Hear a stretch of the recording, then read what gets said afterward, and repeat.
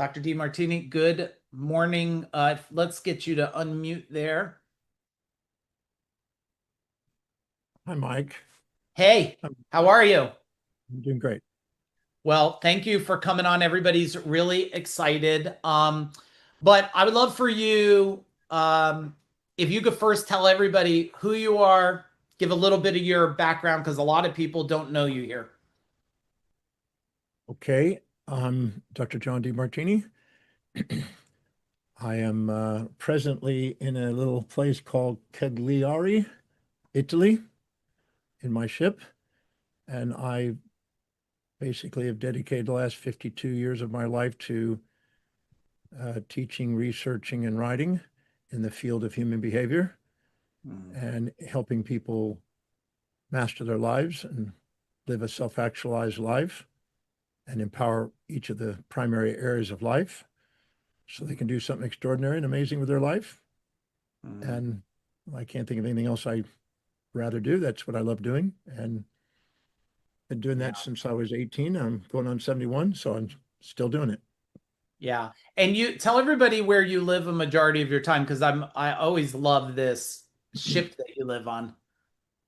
I live on a ship called the World that circumnavigates the world. I've been living here for nearly 24 years. And we go island to island and place to place all around the world, from the Antarctic to the Arctic to you name it. Wherever we decide to go, we vote and decide where we do it. It's a group of us that live here.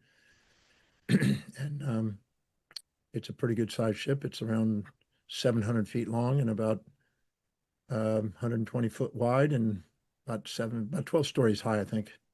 So Wow. it's a great Yeah. space to move around on. Saves me from having to do some flying, although I do a lot of flying too. And what time is it in the time zone you're in now? It's 5:03 here In the in Italy. morning? And no, PM. Okay. All right. All right. Well, I'm glad you're here. I got some questions. We'll tackle as many as you can. And this group is feel free to be 100% yourself. One thing I love about Dr. DeMartini is his personality and how he delivers information. But let's dig in. So, tell us about what every human needs should understand about the power of values, which has been a big thing that you woke up inside of me and Jen and my family for since probably 5 years ago in your world.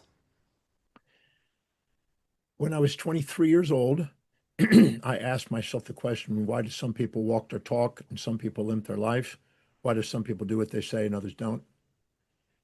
Why do some self-actualize and one um, become victims of history instead of masters of destiny? Mm.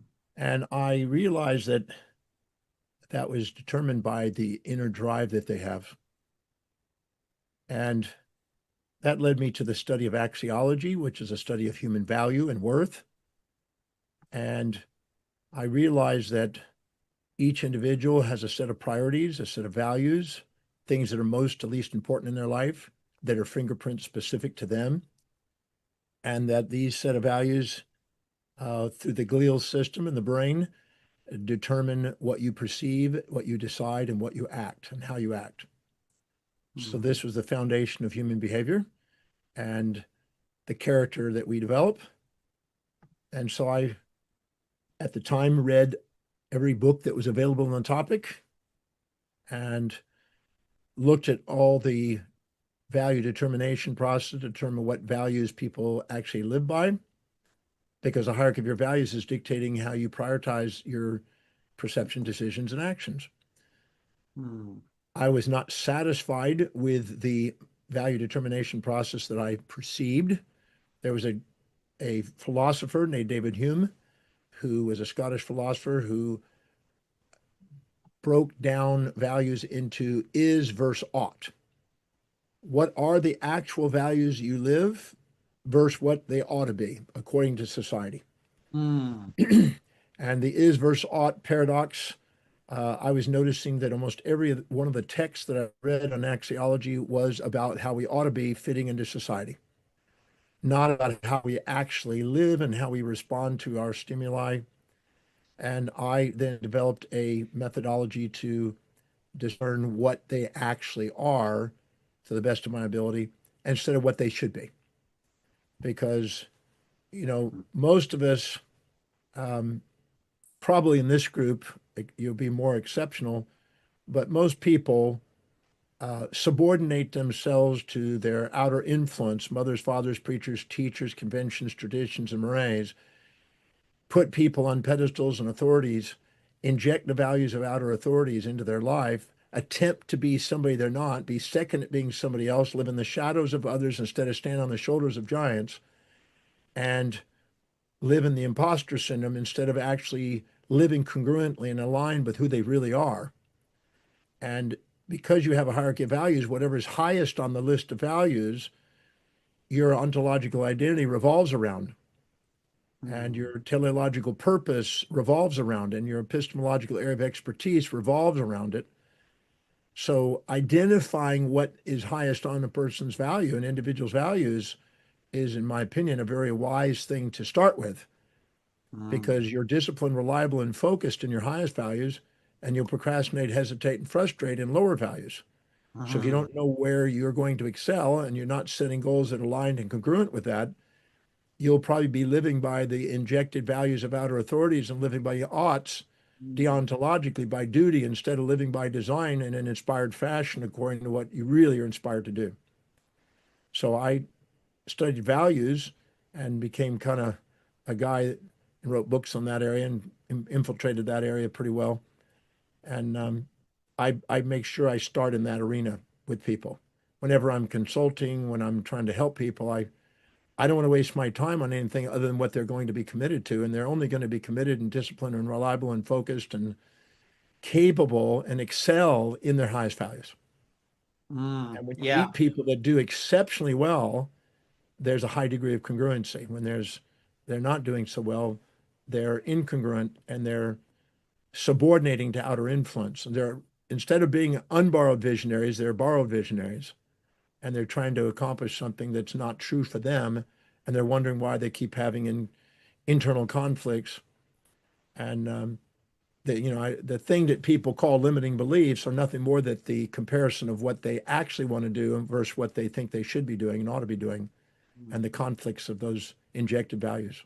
Those are what limit people. So values are pretty crucial to mastery, knowing what the Yeah. highest value is. And anytime you're doing what's highest on your value, you excel. And anytime you try to do whatever's low on your value, you don't. If you don't fill your day with highest priority actions that inspire you, your day fills up entropically with values that don't. And so prioritizing your life on a daily basis and delegating lower priority things and dedicating to what's highest in priority is one of the keys of self-actualization. So anyway, I could go off for hours on that, on the values, but I guess that's a start. Oh, I know. We've spent days on this with you. It's changed my life, my wife's life, my son's life. Talk just a second more about like where these shoulds come in. Like, I should do this for my husband. I should do this for my wife. I should go to Christmas dinner. Like, and what is that doing to people today?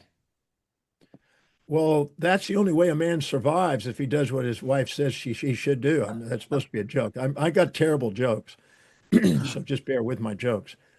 No, that's how you survive.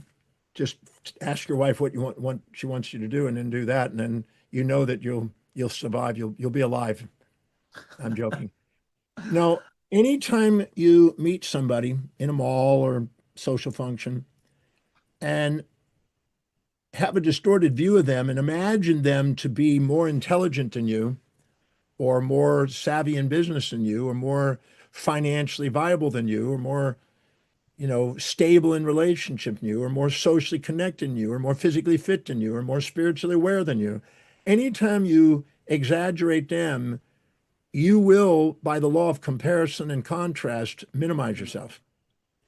And the moment you do, because values move from those who have the most power to those that have least power in society, you will automatically inject their values into your life and try to envy them and imitate them. Ralph Waldo Emerson warned against that. Einstein also warned against that. He said, "My contempt for authority is what made me one." He didn't subordinate to that. In fact, he had a guy named Philip Leonard, who was a professor that he challenged, who was a Nobel Prize winner, And he turned out that his challenge was accurate, and the Nobel Prize winner didn't want to be humbled and tried to get him assassinated. But the reality is he didn't subordinate to outer authority. That's what made him the great authority. And so if we meet somebody and we put them on a pedestal and we minimize ourselves and put ourselves in the pit, we're going to inject their values into our life. And the way we know we're doing that is we listen to the imperative language that surfaces in our brain when we do. We hear ourselves saying, I really got to do this. I really have to do this. I really must do this. I really should do this. I really ought to do this. I'm really supposed to do this. I really need to do this.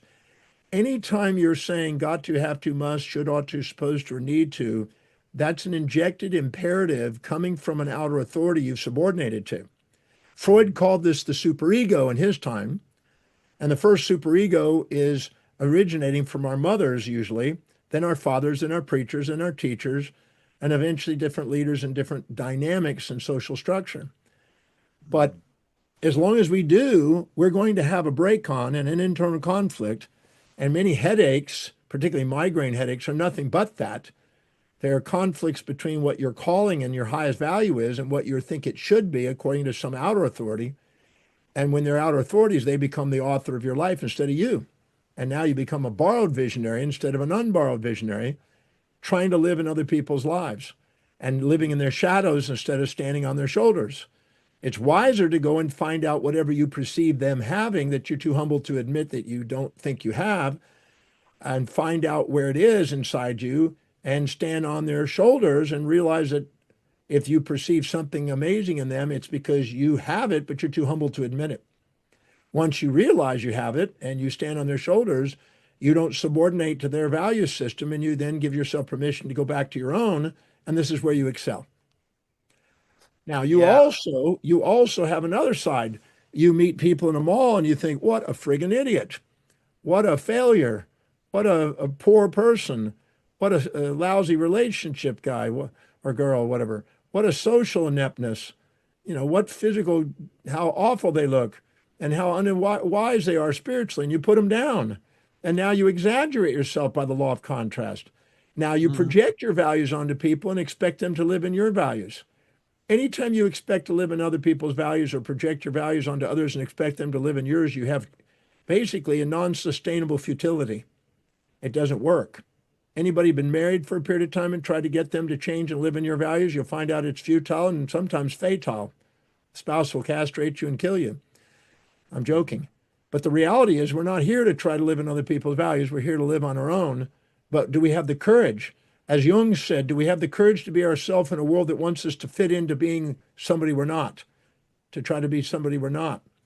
And this is the courage that great leaders have, the courage to be ridiculed, violently opposed until they become self-evident with an original thought that's unique to their value structure, that they contribute their genius to the world.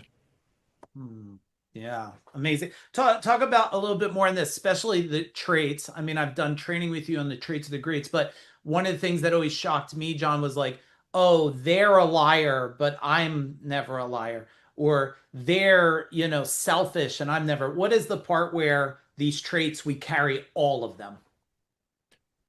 Well, it's nothing new. If you go back to the New Testament, Romans 2:1, there's a quote there basically stating, and I'll paraphrase it, that whatever you see in other people, that you judge in other people, beware, because whatever you judge in others, you do the same thing. And that's more profound than first meets the eye. Now, I first started becoming aware of that in my 20s and late 20s, really grasping that.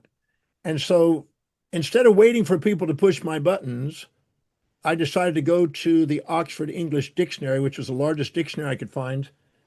And I went through page by page, word by word, because I used to love reading dictionaries and growing my vocabulary.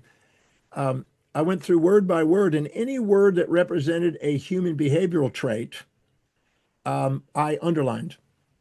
Now, I found 4,628 traits in that book.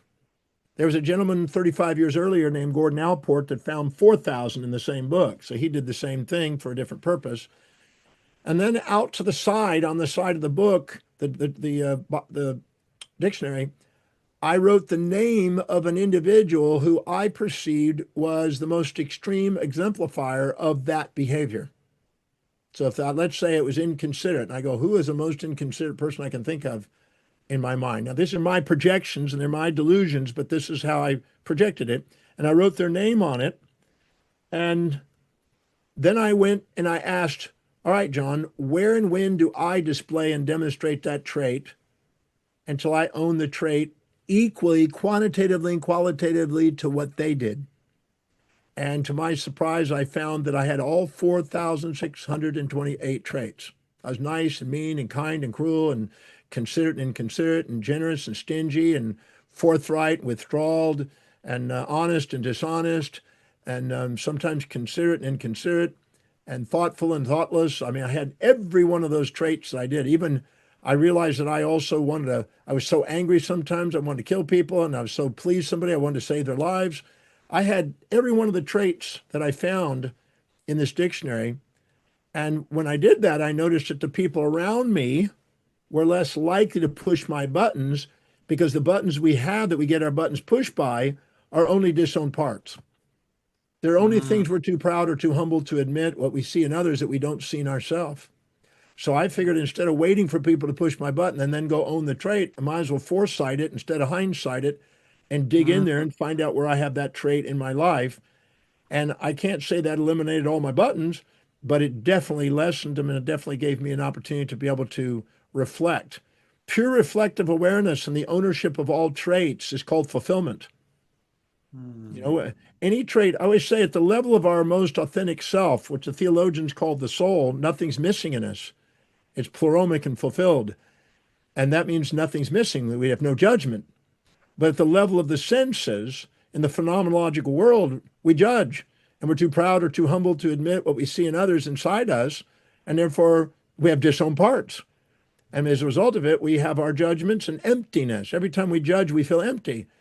So love allows us to feel fulfilled, but judgment makes us feel empty. And the emptiness comes because we're too proud or too humble to admit what we see in others inside us. And pure reflective awareness and transparency of that liberates that. So when you see people that you really, really look up to and admire that are doing extraordinary things on the planet, you make a list of everything that you admire them for, all the traits, all the actions and inactions that they demonstrate, and then you go dig inside yourself and find out where you have them to the same degree, both the hero and the villain side, the positives and the negatives, the things you liked and disliked. And when you owned Mm. them, the second you own it and really own it and level the playing field, you get the same opportunities in your life as they do. Ever since I've been doing that, I did that on celebrities, and I've been blessed to be filmed now in 60 movies because of that. I've had the opportunity to do it on wealthy people, and it allowed me to become, it helped me become financially independent. It allowed me to do it with people that are movers and shakers, and it's allowed me to work and consult with amazing people and meet amazing people on the planet. So we get to play in the playing field that we're able to own all our traits in. So anything we disown that we're too proud or too humble to admit that we see in others and we don't see it in ourselves keeps us playing smaller. So that's why I call it owning the traits of the greats. Anybody that's done extraordinary things, both heroes and villains, you want to be able to do it. Because anybody that goes to the top of the game, let's use a Donald Trump example. You can see that he's a hero to half the world and he's a villain to the other half of the world. If you Yeah. can't own your hero and villain, don't expect to play in the same field of possibility that Donald's playing in. You got to be able to own your hero and villain if you want to do that. So I Mm. just realized I'm not a nice person. I'm not a mean person. I'm an individual with a set of values. If you support my values, I can be nice as a pussycat. You challenge my values, I can be mean as a tiger. I'm a human being with all capacities. And I got to be able to honor that and use them all, as Nietzsche said and as Machiavelli described in The Prince. If we can open that door and honor all parts of that, we give ourselves permission to play in a bigger playing field. Yeah. One of the things you clearly taught my wife is every time somebody talks really nice about me, she says she has to balance me out and knock my ass down. And so I have a question for you. Talk about balance of this kind of homeostasis of one thing's happening great, one thing's happening bad, and we kind of judge one and excited about the other. Well, if you look very carefully, everybody here has probably had a moment when they really infatuated with somebody and put them on a pedestal. Think about the first date way back in the wind or whatever. Somebody that you really wanted to, they represented something you put on a pedestal. They represented prey. You wanted to consume them and, kiss them and hug them and all kind of stuff. And when you did, you ended up sacrificing things that were normally important with your normal daily life to be with them. Raise your hand if you can know what I'm talking about. The first few weeks, particularly, you started doing weird stuff that you don't normally do with your life, but to fit in with them for fear of loss of them, because you were enamored and infatuated with them. And the moment you do, you'll inject their values, try to live in their values because you've got them above you. You got them more important than you. And in the process of doing that, you sacrifice what's important to you for what's important to them temporarily until you build up enough resentment and say, I want my life back. During that time, when you inject the values like that and try to live in their values, you become juvenilely dependent on them. You fear the loss of them and you act like a little child around them. You disempower yourself to them. They become a mommy figure if it's a girl or a daddy figure. Now, on the other side of the equation, if you really resent somebody and you really look down on them, you can puff yourself up and then project your values onto them. And when they challenge you with the actions that you resent, you become precociously independent. And now you exaggerate yourself and puff yourself up and project onto them and expect them to live in your values, both of which are futile. You can't sustain living in their values, and they can't sustain living in yours. And that's just going to humble you if you get cocky, and it's going to lift you with resentment if you get humbled to try to get you back into the center. And then if you get back in the center and have reflective awareness and realize that what you see in them is you have now a balanced orientation. And this is where you have sustainable fair exchange and equity and equanimity and where you actually have the most power. But as long as you got people on pedestals or pits and they support or challenge you, you stay juvenilely dependent or precociously independent. So what they found in psychology and ecology and biological systems, that maximum growth and development occurs at the border of support and challenge. Maximum development and growth occurs at the border of order and chaos, sometimes called. So that means that whenever there's a supporter, there's a challenger. When there's a challenger, there's a supporter. That's why your family, if you look carefully, there was both peace and war, support and challenge, kind and cruel in the family. Put your hands up if you can see that in your family. You had both sides. That's part of the nature of family dynamics. And society is the same way. And they've even managed it in the Global Peace Index. They've gone around in the world and they've shown that both peace and war and support and challenge and cooperation, competition, and all complementary opposites are balanced. And Heraclitus in 2000, almost 600 years ago, wrote about this in his time. He said there's a unity of opposites. So when we realize that if we're being challenged and criticized, somebody's supporting us, and when somebody's supporting us, somebody's challenging us, and we realize the universe is doing that, just like prey and predator in a food chain, to make sure we grow maximally, then we realize that our addiction and the fantasy from our amygdala that we're going to get pleasure without pain is futile. The Buddha says the desire for that which is unobtainable and the desire to avoid that which is unavoidable is the source of human suffering. So many people get addicted to a one-sided world, and they want pleasure and support and praise and kindness, and then they don't grow there. They stay juvenilely dependent on them. You need both. That's why your parents played out opposites. That's why your spouse, if you come home praised at work, she may nail you or he may nail you. If you come home from work and you've been humbled and challenged, then they may support you and build you up. And so the relationship dynamic is going to do whatever it takes to keep you back in equilibrium between support and challenge. Maximum growth and development occurs at the border of support and challenge. And by the way, love is the balance of support and challenge. If you look at how your long-term relationship is, they've supported and challenged you. Raise your hand if you can see that in your life. The purpose you love most has been nothing but support and challenge. If you get cocky, they knock you down. If you get humble, they lift you up. And that's just the nature of the beast. So maximum growth occurs at the border of those two. So the moment you see one, if you don't see the other, you'll be fooled by one-sidedness. If you go and look for the other one, you'll find it's always there. There's a beautiful combination of the unity of opposites, always aware. And the individual that sees them simultaneously is stable. The person that sees them sequentially over time, through time, are usually unstable and usually have emotional vicissitudes, and they usually are less empowered. As Warren Buffett says, until you can manage your emotions, don't expect to manage money. And as Robert Greene said, don't expect to be a leader if you can't manage your emotions. When you see one without the other, you have emotions. When you see both of them simultaneously, you feel centered and loved. Yeah, yeah. John, what causes this whole you hear a lot of people say this monkey mind, their mind doesn't stop, it races during before bed and stuff. What's causing that? Anytime you are infatuated with somebody, they're going to occupy space and time in your mind, and they're going to create intrusive thoughts. Raise your hand if you've been highly infatuated with somebody and you couldn't get them out of your mind. Yeah. Yeah. And by the way, when you try to sleep that night, you'll be fantasizing and probably having wet dreams. I mean, you'll be fantasizing about the person and be thinking about them and fantasizing about the pleasure of the future. But you've also been resentful to somebody, extremely resentful, and couldn't get them out of your mind.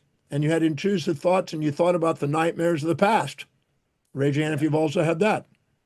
Yeah. Anytime you have an imbalanced valent mind where you're seeing positive without a negative or a negative without a positive, you're conscious of the upsides, unconscious of the downsides, or conscious of the downsides, unconscious of the upsides, you're going to have valency because your amygdala assigns the valency of stimuli, stores it in the hippocampus, which is called the subconscious mind, and basically stores it there and keeps you with intrusive thoughts. Why? Because positive without negative represents prey, and negative without positive represents predator. And when you see prey, you don't want to starve to death. You want to stay awake and go after it and chase it. And when you see predator, you want to be awake to be able to run from it. So you are automatically on alert. That's why you have insomnia at night whenever you have imbalanced ratios of perception and you have valency and highly charged states. Only when you have a balanced mind is the signal to noise ratio clear. And now you don't have the brain noise. You now have a clear mind and you can rest beautifully at night when you sleep. So insomnia is letting you know you have an imbalanced ratio of perceptions in some events that you accumulated through the day. Yeah. John, I could hear some of the people maybe thinking, yeah, but John, how do you get a balanced mind with when you're dealing with somebody you cared about died, or somebody lied to you, or somebody didn't honor their agreement of what they said they would do? How do they find that in some of those tough things? Well, a tough thing only means you're choosing to see the downside without the up or the upside without the downside. Yeah. If you take the time and reflect and go look at where you've done the same thing, like it says in New Testament, Romans, and go and ask, okay, where have I done the same behavior? I've been doing that for about 41 years clinically with people, and I've yet to find anybody who had a judgment that they couldn't find in themselves. And when they balance it out quantitatively and qualitatively, they don't have the judgment. And then if they go and find out whatever they think is terrible, what's the benefit to it? Because it's never what happens to you that matters. What matters is how you perceive it. As John Milton said, you can make a heaven out of a hell or a hell out of a heaven. It's thinking makes it so. You decide to make something a heaven or hell. You decide to see the positives or negatives in things. It's interesting. I use the analogy in the breakthrough experience. If I was to take your hand and put it on a table, I'm going to use Jeff because you look like you're a pretty strong guy. Is that right, Jeff? You're pretty like you work out or whatever. He is. You look like it. You kind of look like you know what you're doing when it comes to bodybuilding or something. But anyway, let's say I put your hand on a table and I took a sledgehammer and I just slammed the hell out of it and flattened your thumb. You'd probably be thinking, well, that you asshole, that's mean, that's cruel. Why'd you do that? You'd punch me. But if I told you that there's $1 billion in US dollars on a pallet waiting for you, you get the home of your dream completely paid for, including the taxes and all costs for the rest of your life. You get the woman of your dreams, and it could be your wife. If it's not, then whoever that is. And you get a car of your dreams. And all that, if I get to slam your thumb, you get $1 billion plus the house, plus everything if I get to slam your thumb. And in 10 days, your thumb will be perfectly normal. It'll be back to normal in 10 days. It'll be swollen for about 10 days and be back to normal in 10 days. Would you let me slam your thumb? I bet you would. Pete. Raise your hand if you just put your hand on the table then. The women would do it. It got double hand. Everybody's starting to smash their thumb already. Hell yeah. So now is the slamming of the thumb good or evil? It depends on what the associations you make with it and the expectations that come with it. Hmm. How many understand that? Yeah. Yeah. That's really good. It- John, it's based on the expectation. So if you have anytime you have an expectation that's unmet, you have sorrow. Anytime you have something that's exceeded your expectation, you have joy. And those ratios of perception are controllable. I can take anything that's ever happened to you, I guarantee you. I don't care how harsh it is, and I could ask you a series of questions and make you conscious of what you've been unconscious of and find the blessings and benefits of it. I've done it many, many times, thousands of times, and actually have you grateful.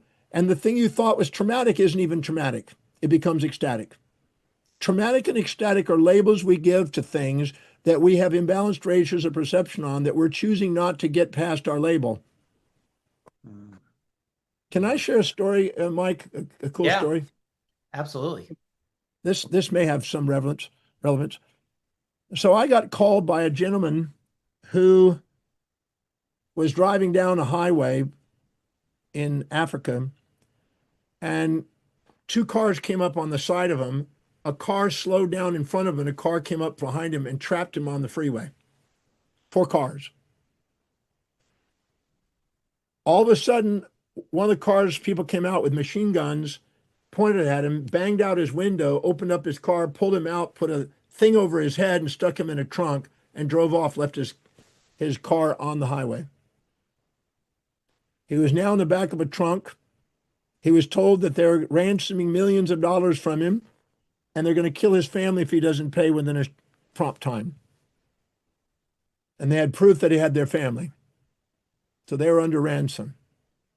And this was a large sum of money. He owned a very large chain of stores in that country and was very wealthy. And this had happened 3 years earlier. And it took him 2.5 weeks to raise the money because, many times you have businesses, but you don't have liquid capital. And they wanted liquid capital. So he raised the money, paid the ransom, got released. His family got released. And he went back home. And for 3 years, quote, therapy, post-traumatic stress disorder, and affected by it. So now he contacts me. Somebody told him to contact John. So he calls me on a Zoom, actually. And I asked him a simple question. Go to the moment when you felt most tragic. You thought you were being traumatized. So when I got put in the back trunk, the fumes were there. It was pitch dark. I needed to pee. I was constrained. I could barely move. I was having difficulty breathing. I was concerned that they were going to kill my wife and kids, that if I gave them the money, it would be futile. They'd kill me anyway. This kind of stuff was going through his head. I explained to him that it's impossible for the mind to have a torture without an ecstasy. The Mm, excitatory and inhibitory aspects of the brain have to be balanced, and so the brain sets up homeostatic mechanisms and dissociates from traumatic experience and creates ecstatic experiences to counterbalance it in order to maintain homeostasis in the brain. So I made him go into it, and at the exact moment when he was feeling constrained, I had him find out where he was being freed. And he imagined himself in a field, running through a field free. And he had birds and butterflies around him. When he thought he was going to have his kids killed and his wife killed, they were holding hands with him running through the field where they were right close to him and not distance from him. When he thought that it was dark, it was bright outdoor light. Whatever the brain perceives in trauma, it will create a counterbalancing with freeze response. It'll create an ecstasy to counterbalance it. If you know how to ask the question and hold them accountable to get present with each frame, like a picture frame in a movie, or a frame in a movie, you can actually deconstruct these so-called traumas and find out where the ecstasies are at that moment. So I did it frame by frame by frame by frame until the so-called trauma was neutralized and his brain was able to see both the conscious and the unconscious at the same time. mm, Simultaneous contrast, as Wilhelm Wundt, the father of experimental psychology, called it. In that moment, he had a tear of gratitude, a tear of gratitude, a tear of gratitude. Then I asked him, so what's the benefit of ransoming you? At first he goes, well, how can there be a benefit in that? I said, what's the benefit of it? Mm. And he said, I really, really, really, really got to understand and appreciate my wife and kids. I was taking them for granted. I was working long hours. I was absolutely focused on my business.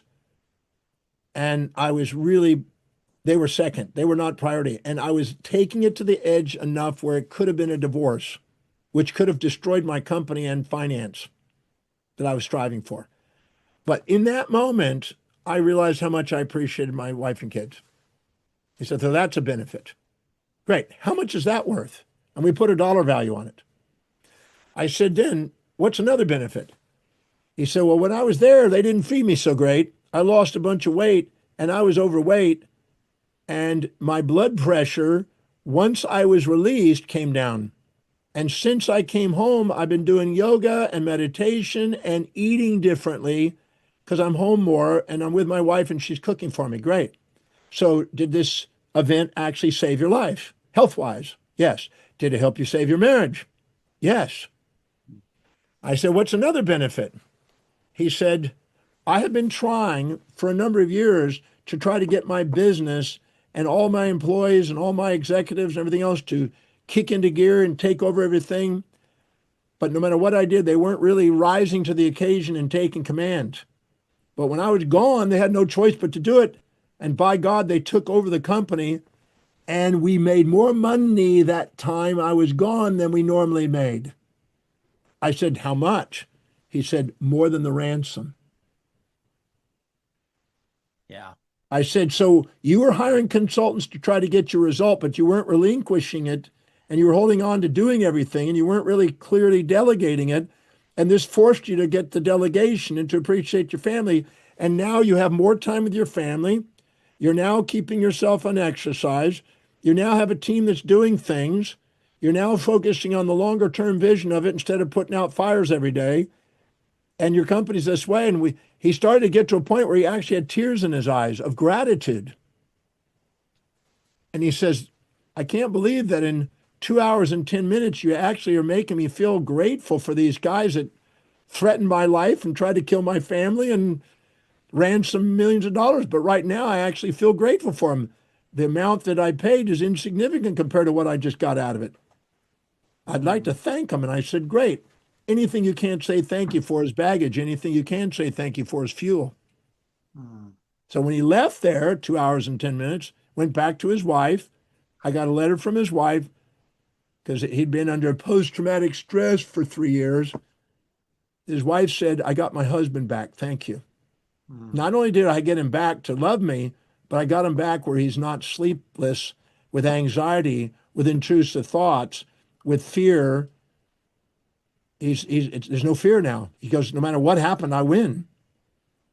When you see life on the way, not in the way, you're pretty resourceful, resilient, and adaptable, and you end up having more empowerment. So this is an example that the so-called trauma isn't trauma unless you choose to only see the downsides of it and label it such. But if you take the time to go and look for the other side, it's always there. There is no one-sided events. That's where moral hypocrisies trap people. They promote the idea of be this way, but don't be that way. But then nobody lives that way. It's a hypocrisy. So moral hypocrisies trap people into thinking things are positive or negative or good or bad, and they hold people back from the magnificence of the two sides that life offers. Mm. So this gentleman was liberated by that. That's just a simple example of it's not what happens to you, it's how you perceive, decide, and act upon it. Wow, that's great. Everybody type in the chat bar what you're taking away there. John, what about people with money? First off, some people made money one time and now they struggle to make money. Someone else makes a lot of money and then all of a sudden they just want to make more and more money, but maybe they get stuck in that. Give us some of your biggest insight you learned about money, fear, struggle, and wrapped up there.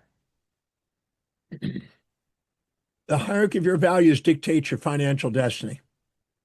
Boom. Tell me what your values are, I'll tell you where your money's going. If you have a high value on children, your money's going to go to children. Children's education, children's schools, children's clothes, children's entertainment, children's whatever. If you have a high value on travel, it's going to go to travel. If you have a high value on spirituality, it's going to be donated to your churches or synagogues or mosques. If it's got a high value on education, you're going to go to seminars all the time. If it's back in your business, you're going to put your money back in the re-enter it in the business. If it's into investments, you're going to keep buying assets that go up. But whatever, tell me what your values are. Tell me what the hierarchy of your values are. I'll tell you how your money is going to be flowing. And money goes through society automatically from those who value it least to those who value it most. If you don't have a value on wealth building, it's not going to happen. And when you do, it's going to happen. So I realized that in my life, age 27, up until 27, I really didn't have a value on wealth building. And I lived in la la land of thinking that somehow I'll be prosperous, somehow I'll be a wealthy guy, and that's that. I didn't get grounded until 27. And then I realized that my hierarchy of values is what's counting. And if I have a higher value on buying other things than assets, well, I'm going to accumulate a bunch of stuff that's going to fill up a house. 25% of the house is basically storage of stuff that goes down in value and depreciation instead of buying assets that actually go up in value. You get trapped weighing your house down with a bunch of crap instead of actually buying assets that go up and lightens up the load. People that have a value in wealth building buy assets. People that have a value in wealth building care enough about humanity to go and find a way of serving greater numbers of people. And they have a value on money where they're not run by it. When you have a high value of money, you're more neutral about it. When you're infatuated with money, it's a sign of an amygdala. When you resent money, it's a sign of amygdala. If it represents prey or predator and you're infatuated or resentful to it, it will run you and you won't run it. But when you have a balanced view on it, you'll have self-mastery over it. As Hubert Hal Bancroft, a Pulitzer Prize winner, said in his book, The Book of Wealth, there are three things common to wealthy people. One is that they feel by divine providence and human sovereignty that they have a desire to serve vast numbers of human beings. So if you have a caring commitment to serving vast numbers of people, well, you're on your way to being wealthy. You take people like Bezos or someone like Elon Musk or them, they're managing and serving vast numbers of people. How big a service can you offer? That's the question, because that determines how much wealth you're going to have, how much income at least. The second one is that they are designed and dedicated to raising the standard of society. They don't invest in quality things just to show off stuff. They invest in quality things to reward people of excellence. And when you reward people of excellence, you raise the overall standards of society and you actually elevate people to move towards excellence. And so they do that. They surround themselves with the finest quality of things because they want to raise excellence in the world. And the third one is they've transcended the labels of good and evil to money. If you think it's good or you think it's evil, it runs you. If you understand that it's just a measurement of sustainable fair exchange and is basically compensating you for a mastery of fair exchange, a reciprocity of equanimity and pure reflective awareness, then it's a spiritual pursuit. As the Book of Wealth says, that spirit without matter is expressionless and matter without spirit is motionless. You're inspired to do something of great service, and you're measuring the material manifestations and the dedication to that. And the manifestations end up being philanthropic. Money without meaning leads to debauchery, but money with meaning leads to philanthropy. And your love of humanity is what you're dealing with, and that's the source of wealth. So if you're not building wealth, as I spoke in Iowa one time at a little church there, I said, if you're poor, it's because you don't care about humanity. You're focusing on your own problems and you're not focusing on serving people. If you focus on serving people, there's no end to how much money you can make. John, what happens if you're living not in fair exchange between someone else? What happens then? Well, if you try to get something for nothing with narcissism and look down on people and project your values onto them, they're going to eventually alienate you until you're humbled. Your customer's going to leave and your employees are going to get a union to squamp you down, bring you back down. And so narcissism doesn't last, it's non-sustainable. And projection of your values onto people doesn't last, it's not fair exchange. And if you minimize yourself altruistically and sacrifice the customer because you think they're more important than even you and your team, or you sacrifice for your team and have anarchy, eventually that makes it where there's no profit either, because now you've wiped out into all your cost. So nature forces you to come down from your pride or lift up from your shame and your altruism and to bring you back into sustainable fair exchange where reciprocity rules and where you now actually have where you're winning, they're winning. There's a gentleman here on the ship that at one time it was the largest gold mine in the world that he found. He owns part of Canada, and he was telling me about the key of reciprocity and sustainable fair exchange. He said that's the key mechanism to develop your wealth and develop your reputation that will stand. And I'm a firm believer in that. We both agree at 100%. That's one of the keys. So that's where the method that I've developed, the DeMartini method, can help, because it can help you realize that whatever you see in others, you have. And it can help you bring them off the pedestal and out of the pit and into your heart.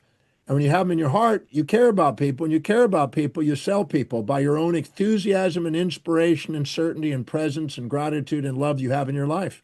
By whatever your innermost dominant thought is, it becomes your outermost tangible reality. Yeah. John, you always talk about there's only three things we can control, the perception, reaction, and action or inaction. Can you talk about that a minute? Yeah, we have sensory neurons that are peripheral neurons. We have motor neurons, which are peripheral neurons, and we have inner neurons in the brain, the central nervous system. We have control over them through glial influence, the oligodendrocytes in the peripheral nerves and the astrocytes in the central nervous system. Those two nerves respond to your attentions and intentions. Tell me what your highest value, I'll tell you what you're going to be attending and intending. And so these glial cells respond and control the nerves, and the nerves are going to respond accordingly. So you have control over only three things in your life, nothing else: your perception, your decisions, and your actions. And all of them are based on your values. Every decision you make is based on what you believe will give you the greatest advantage over disadvantage at any moment in time. And all of your perceptions automatically filter through the thalamus before it gets to the cortex information that's only applicable to what you value most. And your motor actions, your highest priority actions, are most reliable, discipline, and focus. That's where it is in your highest value. My highest value is teaching, so you can count on me to be teaching, but you can't count on me to be cooking. I haven't cooked since I was 24. You can't count on me driving a car. I haven't driven a car in 35 years. Anything that's low on my values, I delegate to other people. I delegate lovemaking to George Clooney. I found that he was more sexually appealing. And my girlfriend that's the only way she stays with me, because when I tell her if I give her George on lovemaking, she says, I said, will you still love me if I give him George? She said, I'll love you even more. And so that's how I keep my girlfriend, by keep giving her George for lovemaking. That's a bad joke, of course. Yeah, that's great. Hey, everybody, I want you to just think about something. First, give some love in the chat bar. Also, there's a chance that we might do some private in-person time with John in August. If you're interested in joining me and a small group of people to spend time with John in August, just type in me in the chat bar. It will be in New Jersey, but closer to New York. Megan will make a list. We're going to keep it small, exclusive. And my job is we're going to hit every question that we can, from relations to finance to wealth to relationship, that we can for the time John's with us. John, last question before you go.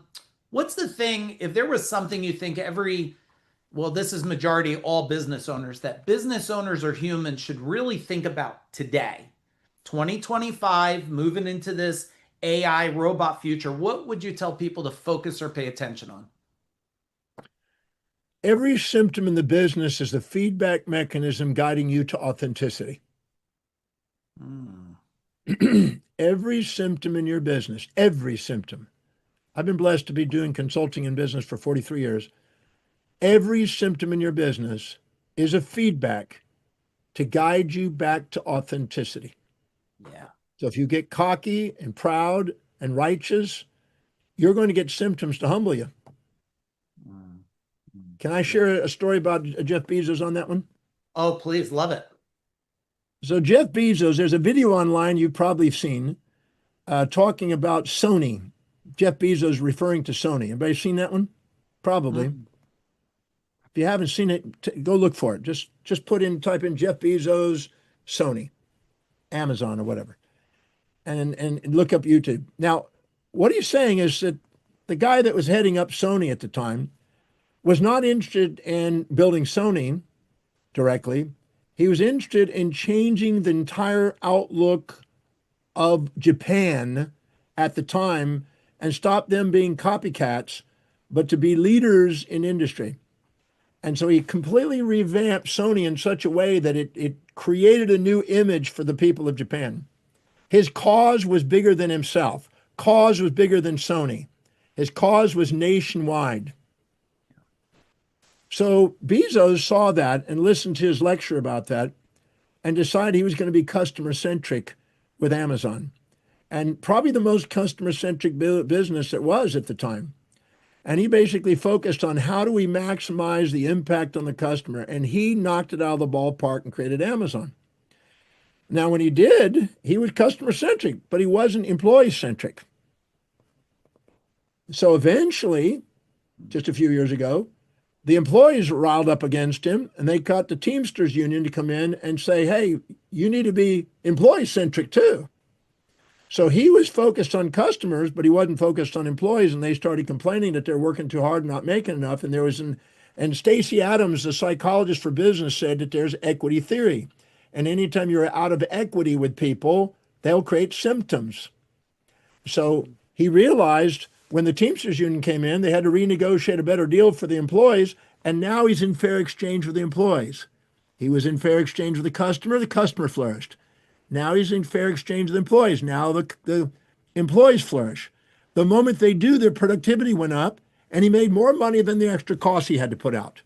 And he got a lesson. And then he realized when that occurred, now the stakeholders and the shareholders are now wanting a bigger cut. So he took some of the profits out from himself, put it back into the shareholders.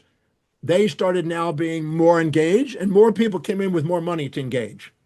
Yep. When he did, he actually made more money. So now he was now customer-centric, employee-centric, stakeholders and shareholder-centric, and his business went up.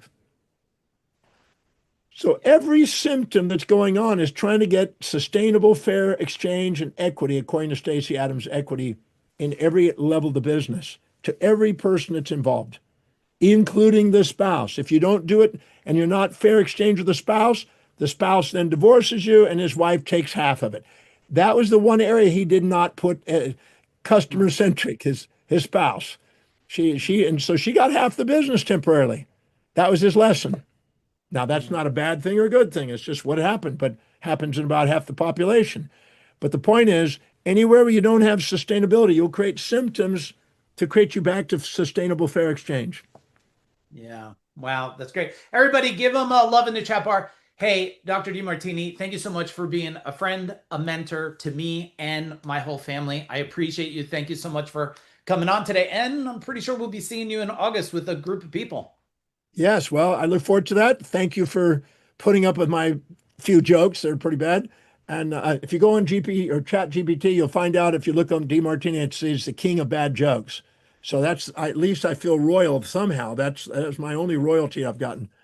But thank you for being with me today. Thank you, Mike, for giving me this opportunity to share with you. I look forward to seeing you again in August. And have an absolutely amazing day. And just know that the magnificence of who you are is far greater than any fancies you'll impose on yourself by comparison to others. Don't compare yourself to other people. Compare your daily actions to your own highest values. There you go.